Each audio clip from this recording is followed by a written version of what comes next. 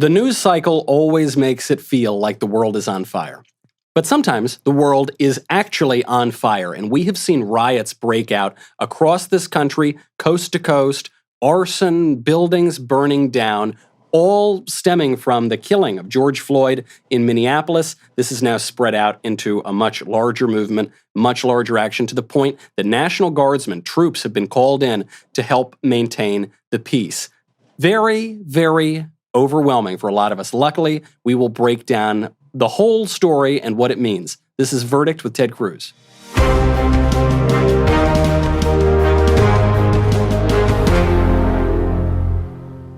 Senator, a lot has happened since last Friday, since the last time we spoke. I can't even believe, it seems like just a completely different political situation now. And you see it everywhere, not just on the news. You see it on social media. People, posting various hashtags. If you don't post a certain hashtag, you're smeared as a bigot and a racist. We're at each other's throats. Literal buildings are on fire. I know you spoke on the Senate floor about this this week. What's your take? Well, listen, this has been a tough week in our nation's history. What we've seen all across the country has been really, really hard. How do you think through this? Well, let's start with some first principles. Don't murder people. Don't hurt people. Yeah. Don't steal from people. When it comes to the Constitution, every one of us has a right to free speech.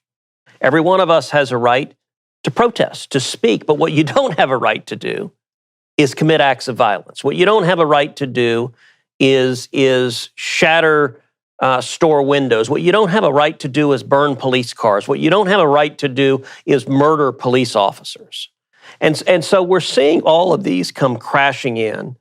It started with something truly horrific. What happened to George Floyd? It was wrong. It was evil. It was grotesque. At this point, all of us have seen those 8 minutes of video. What happened to George Floyd was wrong, and the criminal justice system needs to hold those who violated that, which in that instance was 4 Minneapolis police officers, one who put his knee on his neck and took Mr. Floyd's life grotesquely, and 3 others who stood around and didn't stop him. But then we saw the anger, the paroxysms that came out of that, initially manifest in protests. Now, look, protests are perfectly legitimate. They are quintessentially American. We have the right under the First Amendment to speak out, and to speak out for racial equality, to speak out for equal justice under law. The law should apply to everyone fairly, regardless of your skin color. And the protests calling for standing for racial equality were in the best tradition of America. But then we saw violent criminals. Then we saw terrorists. Then we saw looters and thieves infiltrate these protests and begin wreaking mayhem, begin destroying communities, begin committing acts of violence. And I got to say, to every one of those violent criminals who slipped into the otherwise peaceful protests and began rioting and committing acts of terror, what they did was not only wrong and criminal, it was bigoted. Because what they did is they tried to corrupt a legitimate expression of free speech and a laudable goal, a goal this nation was built on. The proposition that all of us are created equal, they tried to corrupt it, and it was wrong. And I got to say, watching our country burn this past week, it's been horrifying. Well, it has been, and it's got to stop. Senator, I'm actually struck by the simplicity of your observation, because it's something that we actually haven't gotten from the mainstream media. We haven't gotten from a lot of politicians, which is, let's go back to first principles. It's wrong to murder. It's wrong to steal. It's wrong to commit violence against innocent people. It's good to voice your own expressions of anger at injustice. It's good for justice to be served. Still wrong to steal, still wrong to murder. I was watching CNN. That's a statement that I rarely utter, but I was watching CNN, and Chris Cuomo, the brother of the Democratic governor of New York, Chris Cuomo, came out and explicitly defended violent protest, which also known as riots, also known as domestic terrorism. I mean, he said, actually, show me where it says that protests have to be polite and peaceful. Could you show him where it says that, Senator? Well, there is this little thing called the United States Constitution and the Bill of Rights. The First Amendment protects the right of the people to peaceably assemble. It's right there. Actually, peaceably to assemble. Peaceably is right in there. So there's a difference. You can stand up and protest. And by the way, some of the most effective protests in the world have been peaceable, nonviolent protests. I want to touch on Antifa, and I think you've actually honed in here on what lies at the heart of this. It's not just Chris Cuomo going out and saying protests should be violent. It's that Keith Ellison, the Attorney General of Minnesota, held up a photo smiling with a book called the Antifa Handbook, smiling in photos with people in Antifa. Antifa stands for anti-fascist. They don't behave like anti-fascists. I mean, they do in the sense that they behave like radical communists and anarchists. When you march in and violently assault people, you are being fa.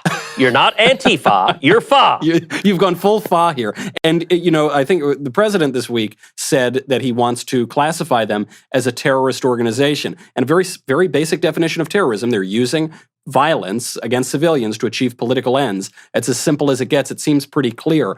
What is the role of Antifa here? And what does it say about the state of our country that you've got elected officials voicing support for them? Well, listen, for 2 years, I've been calling on the Trump administration to designate Antifa as a domestic terrorist organization. I introduced a resolution last year in the Senate calling on Antifa to be designated because they go in and they commit violent assaults, they commit violent attacks, and these typically are young anarchists. They're often rich white college kids who wear masks. And look, they're sitting there with their $1,000 iPhones saying, capitalism is evil, let's burn it all to the ground. And interestingly enough, they're not burning their dorm room to the ground. No. That would be too much. They're going into the inner city and they're burning to the ground the communities that people have to live in. And it's grotesque, it's wrong. And look, Keith Ellison's son is a city council member in Minneapolis. He tweeted out that he stands with Antifa. They're literally burning his city to the ground. And these Democratic politicians, and I'll tell you, if anyone behave worse than that, it's Hollywood celebrities. So Hollywood celebrities are all engaged in this virtue signaling where they're giving money to bail the rioters out of jail. And this is literally, so, I engaged with some of these celebrities and asked, hey, wait a second.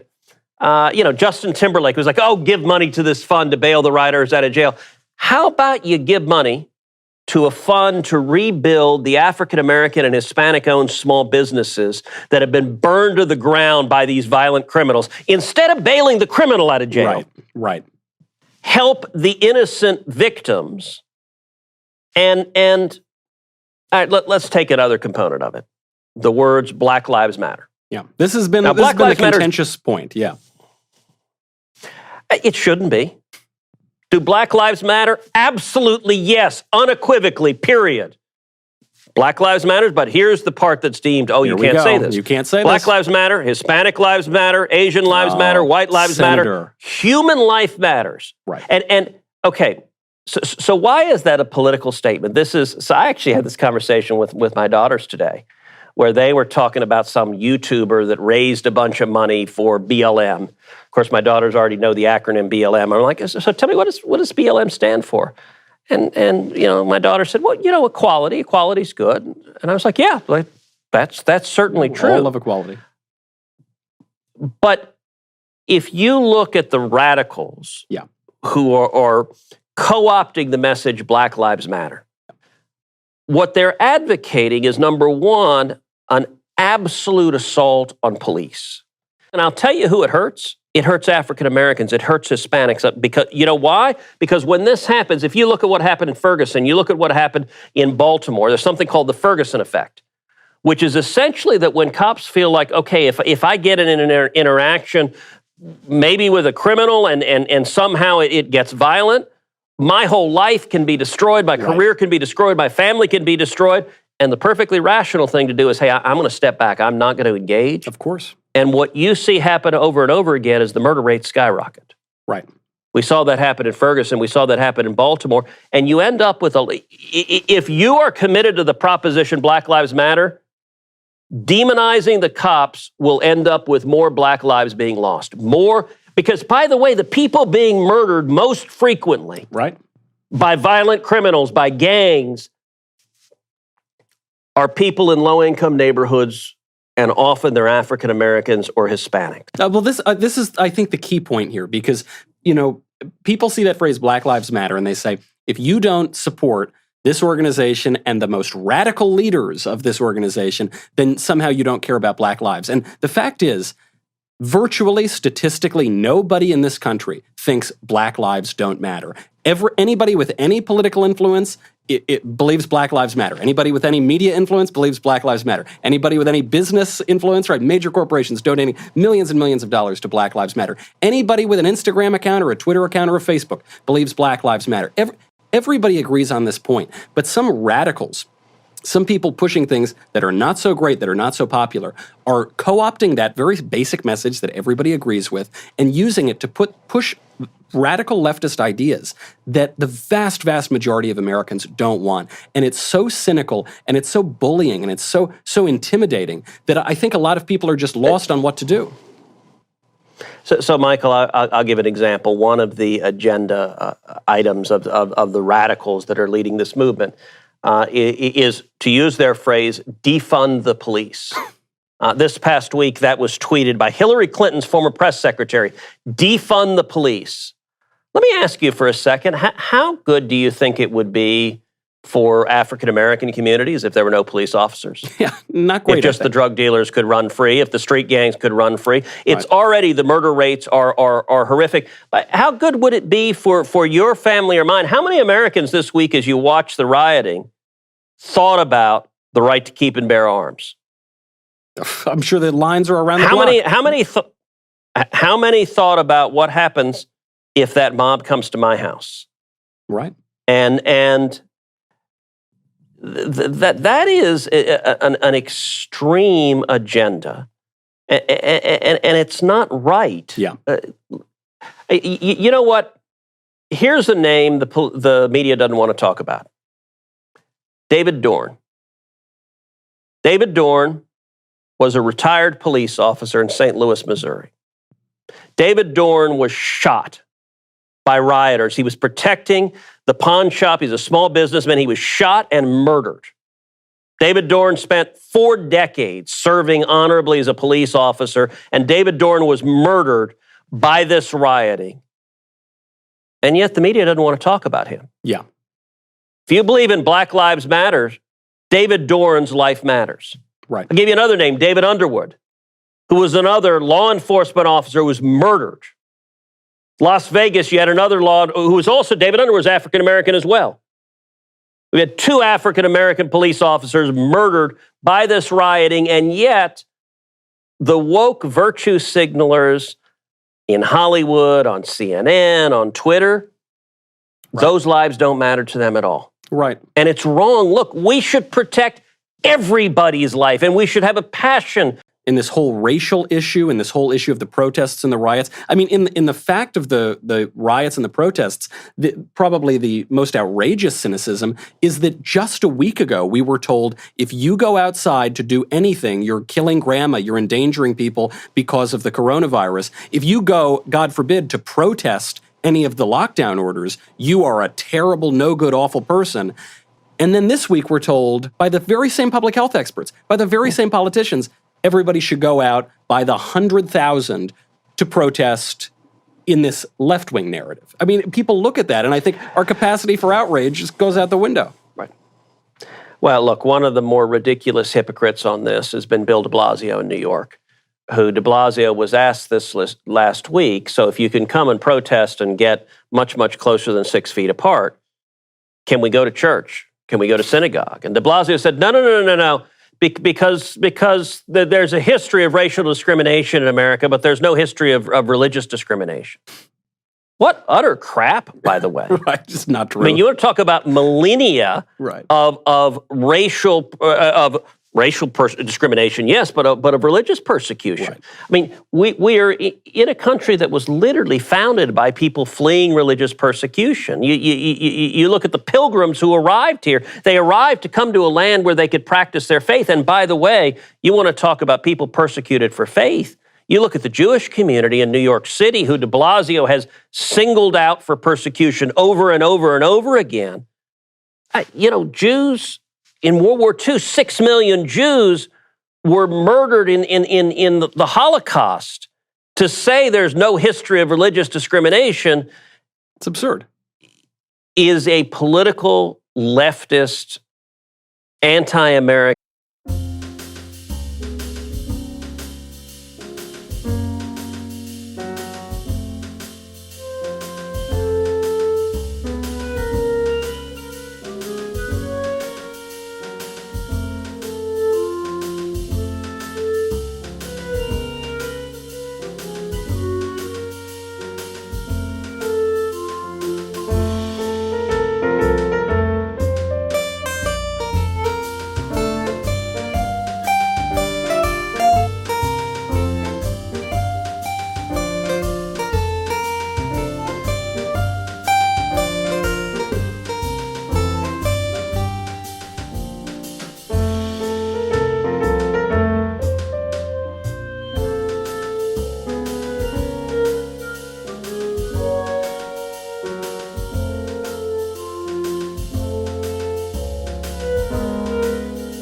Narrative that is nonsense, and the hypocrisy of it is really coming out.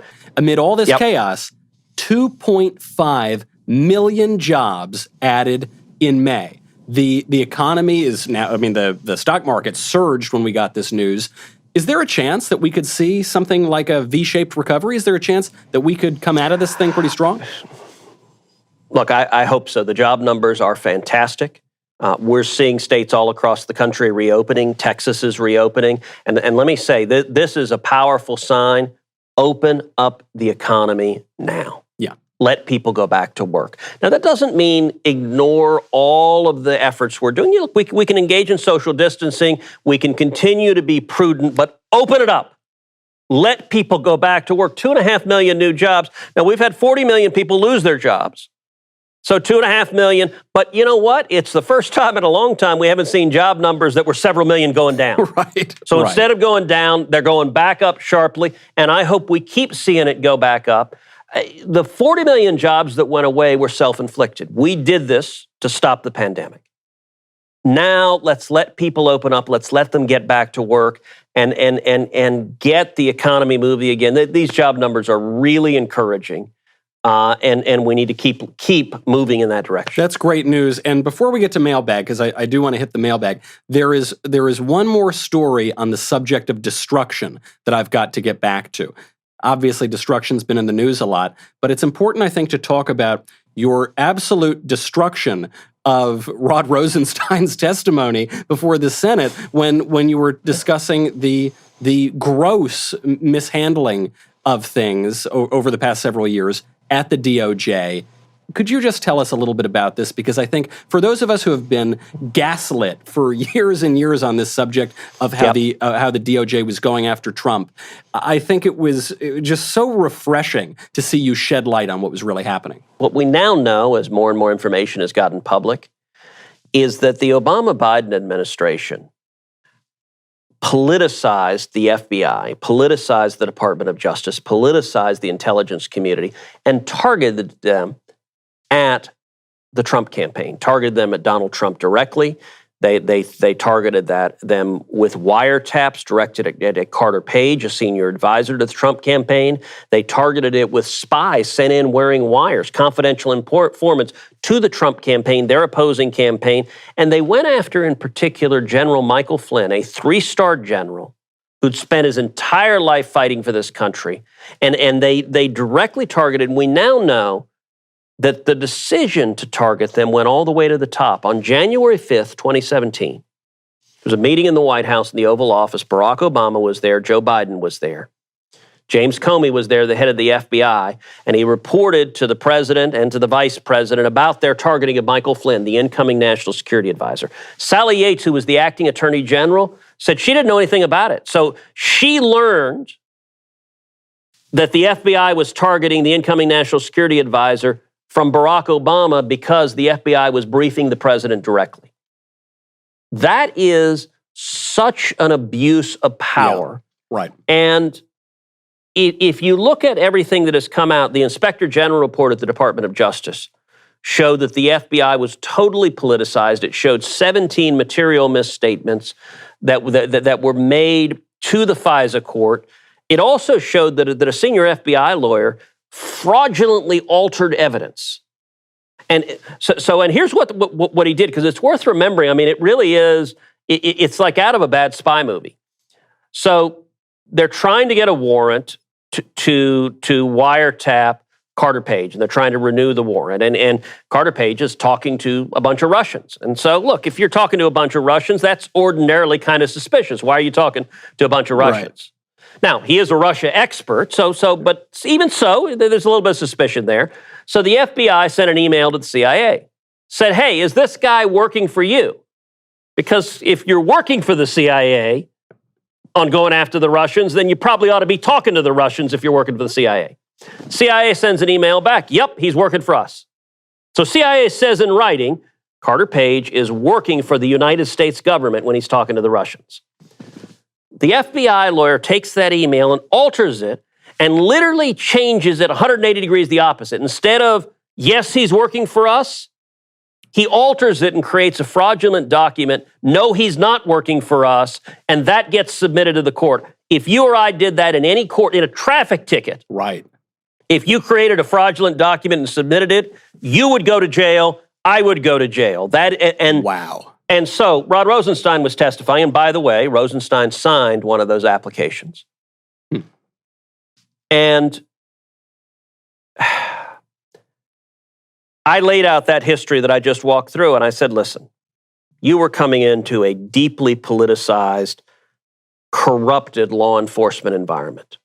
There are two and only two possibilities. One, you were complicit in the weaponization of law enforcement against one political party, or you were grossly negligent. Those are the only two choices.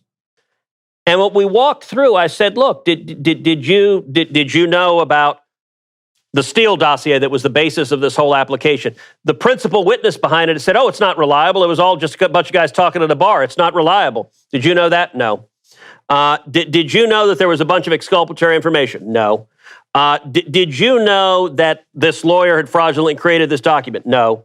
Did you know that the guy was working for the CIA at the time? No.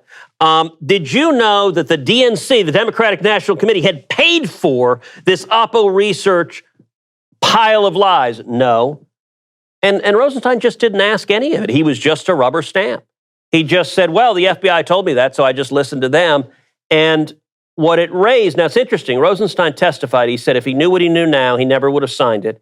He would not have approved the wiretap. That now means the next step is to go ask people like James Comey, go ask people like Andrew McCabe, the deputy at the FBI, because there were people lying and complicit, and the responsibility, I believe, goes all the way to the top. Yep. And I got to say in this hearing, one of the most interesting things, Michael, Senate Democrats so desperately wanted to change the topic. I bet they did. I mean, you could see the panic. No, don't ask. They just didn't care about law enforcement being abused. And look, I understand why. Joe Biden is their nominee. Yeah. They don't want anything that touches Joe Biden. They want zero fault, and they've elevated Obama to sainthood. So in their narrative, canonized, yeah. Obama could never do anything wrong, and Biden is their only hope. Yeah. But I got to say, so I asked this week, yesterday actually, at a Senate hearing, I said, look, what would you guys think if Donald Trump did exactly what Obama and Biden did? What would you think if Donald Trump today sent the FBI to wiretap the Joe Biden presidential campaign? Right. What would you think today if Donald Trump sent in FBI spies wearing wires to the Joe Biden presidential campaign? What would you think today if Donald Trump directed the FBI to submit fraudulent evidence to a federal court to target the Biden campaign? And by the way, we also know that General Michael Flynn, that his identity was unmasked, was revealed by Joe Biden himself. Personally and directly, Joe Biden did that. That's stunning. And I got to say also, so one of the things that became public in recent weeks, there's an email from Susan Rice. It's dated January 20th, 2017. Now, Michael, you and I both know what that date is. That is the date Donald Trump was being sworn in. So Susan Rice is the National Security Advisor. She's on her way out. Now, think about it. Usually your last day in the office, what are you doing? You're packing up your desk. To take the photos you're down. Picking up the plant, take the photos down. She sends an email to herself. Let's just pause to think for a second. Your last day in the office, what do you want to do? You send an email to yourself. It's one of the funniest CYA emails you've ever read. She says 3 times that President Obama has directed this investigation into Flynn. And she says 3 times, it's by the book. By the book, by the book, by the book.